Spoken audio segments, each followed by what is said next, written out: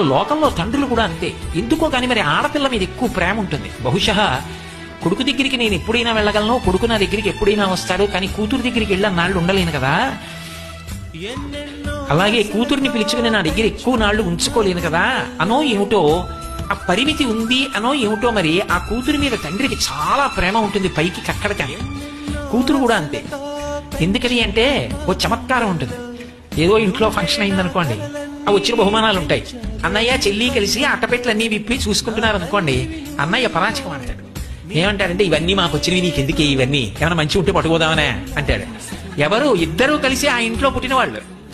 నోరు మీరా, నాకేం అక్కర్లేదు, మీ బావగారు నేను అడిగితే బోల్డ్ అని కొని పెడతారు అని పొడుచుకు చెప్తుంది. ఎన్ని మాటలు చెప్తుందో నాన్నగారండి, అన్నయ్య అలా అంటాడు, ఈ పెట్లు కానీ నేను ఇప్పుడు ఇప్పానంటే అంటుంది. అది బాధ. ఈ ఇంటి పిల్లని అంత మాట అంటారా? అదే అమ్మా అవన్నీ విప్పి చూడరా, ఆ బీరువా తీరా అన్నారనుకోండి, ఎంత పొంగిపోతుందో. పిచ్చి తల్లి ఆ అమ్మాయికి ఎందుకండి, ఇచ్చినా పట్టుకెళ్ళదు. కానీ ఆ స్వాతంత్రం తీసేస్తే తట్టుకోలేదు ఆడపిల్ల.